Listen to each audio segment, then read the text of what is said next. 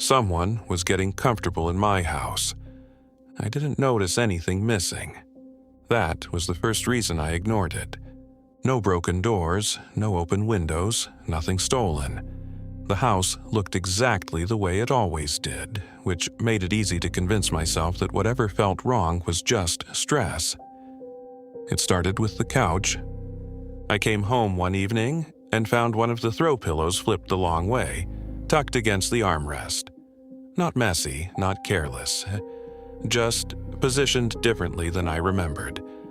The kind of adjustment someone makes when they plan to sit for a while. I stood there staring at it longer than I should have, trying to remember if I'd done it before leaving that morning. I decided I probably had. The next thing was the blanket. I keep one folded over the back of the couch. I never use it.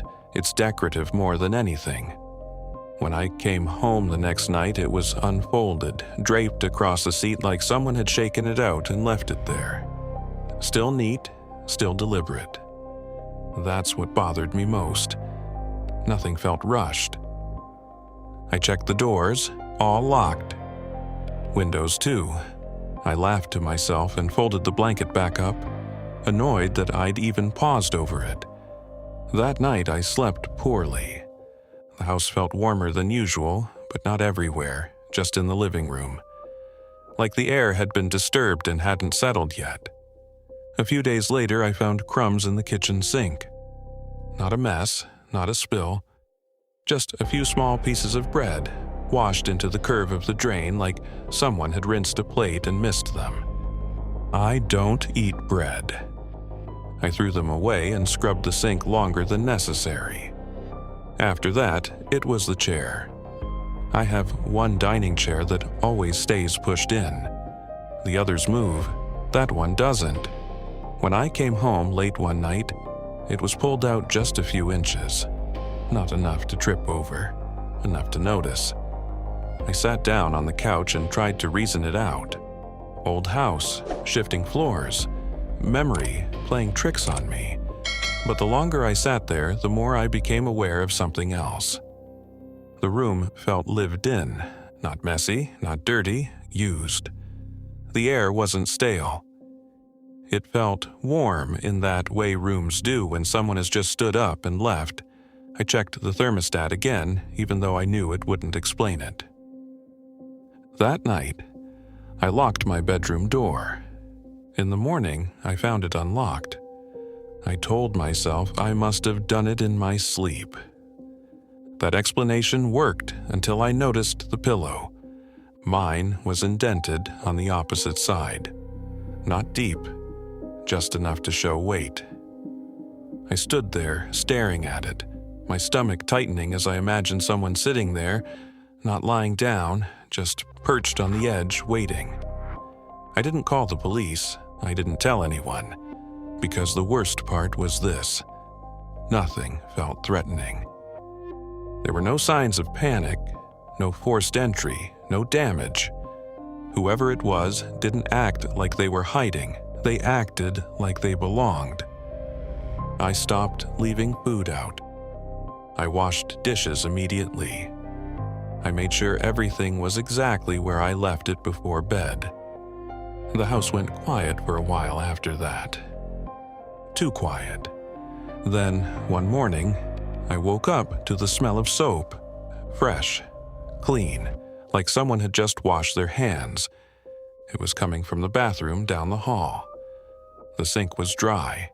The towel was warm. That was the moment I understood something I hadn't wanted to admit. They weren't sneaking around. They were living around me, carefully, patiently. Quiet enough that I almost kept convincing myself nothing was wrong. I moved out a week later. Didn't pack everything, didn't clean, just left. Sometimes I think about going back to get the rest of my things. Then I remember how comfortable the house felt, like it missed routine, and I don't want to find out whether it learned a new one after I left. The house noticed when I was gone. I realized something was wrong the first time I stayed out overnight. It wasn't planned. A friend invited me out late, and instead of driving home exhausted, I crashed on their couch. I didn't text anyone, didn't post anything, just didn't come back. The next morning, when I opened my front door, the house felt off. Not broken into, not disturbed. Waiting. The air inside was warmer than it should have been, like the house had been holding on to heat longer than usual. I chalked it up to bad insulation and went about my day. That night, I found the hallway light on. I knew I'd turned it off when I left. I'm careful about that kind of thing. Always have been. I told myself maybe I forgot. A week later, it happened again. Another unplanned night away, another morning return. This time, the bathroom light was on too. Not bright, just enough to glow under the door. I stood there longer than necessary, listening. Nothing. The house was quiet. I started noticing a pattern. Every time I stayed out later than usual, or didn't come home at all, something inside was different when I returned. Lights left on. The thermostat adjusted slightly higher. The couch cushion faintly warm, like someone had sat there recently, but only when I broke routine. When I came home on time, nothing changed. No lights, no warmth, no signs. It was like the house only reacted when I disrupted its expectations. That's when I tested it. One night, I left my car parked down the street and walked home quietly after midnight. I waited in the dark for a while, then watched the front of the house. The porch light didn't turn on. I stayed outside longer. Nothing happened. The moment I unlocked the door and stepped inside, click, the hallway light came on. I froze with my hand still on the doorknob. That wasn't a timer. It wasn't motion activated either. The sensor didn't face the door. It was reacting to me not being where I was supposed to be. After that, the house started correcting things faster. If I stayed out late, lights were already on when I returned. If I skipped dinner at home, the kitchen felt warmer. If I didn't sleep there, the bedroom air felt disturbed. Like someone had stood too close to the bed and then moved away. I stopped leaving, not because I was scared, because things felt calmer when I stayed. That's what bothered me most. One night, I forced myself to leave again. Packed an overnight bag, locked the door, drove away. When I came back the next afternoon, every light in the house was on. Every single one. Not bright, not flickering, just on. Like the house had been awake the entire time. I didn't turn them off. I grabbed what I could carry and left again. I live somewhere else now. A smaller place, no routines, no patterns. But sometimes, when I come home late, I still pause before opening the door. Because I'm afraid of finding out whether this house notices when I'm gone too. Things were put back better than I left them. It started with the trash. I came home one night and noticed the kitchen smelled cleaner than usual. Not like disinfectant, just empty, neutral. The trash can was lighter. I knew I hadn't taken it out. At first, I assumed I'd forgotten. It wouldn't have been the first time. But when I lifted the lid, the bag inside was new, tied neatly, no drips, no tears. I stood there longer than I needed to. I hadn't replaced the bag. The next thing was the sink. I'm bad about dishes. I rinse them, stack them, tell myself I'll deal with them later. When I came home the next evening, the sink was empty, bone dry. The sponge was wrung out and placed beside the faucet, folded the way I never bothered to fold it. That's when I felt uneasy, because nothing was missing. Nothing was damaged. Things were improved. I checked the doors, locked, windows too. That night I slept lightly.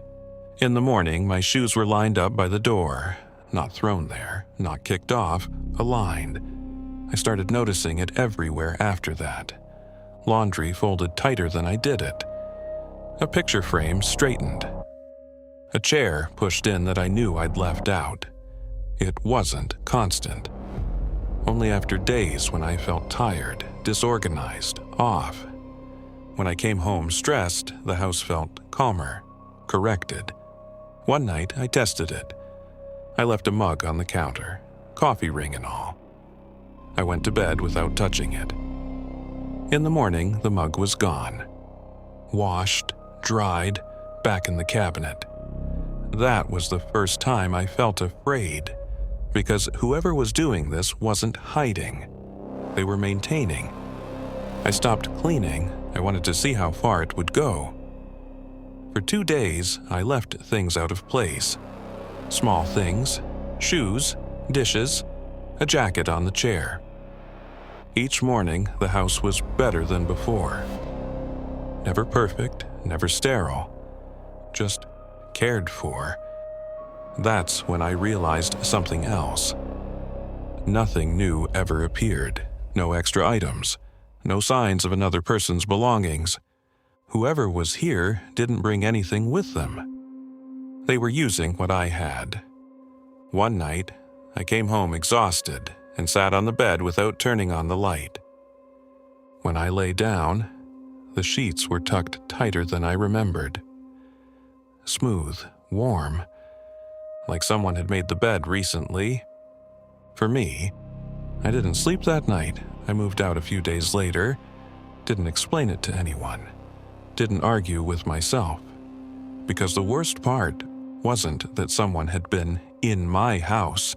It was that they understood how I lived, and they were making sure I did it better, quietly, patiently, without ever asking if I wanted the help. The house started preparing for me. The first time it happened, I thought it was a coincidence. I came home later than usual and found the hallway light on. That alone wasn't strange. What caught my attention was the bedroom. The bed was turned down, not fully made, not messy, just opened on one side, the way I always do before I sleep.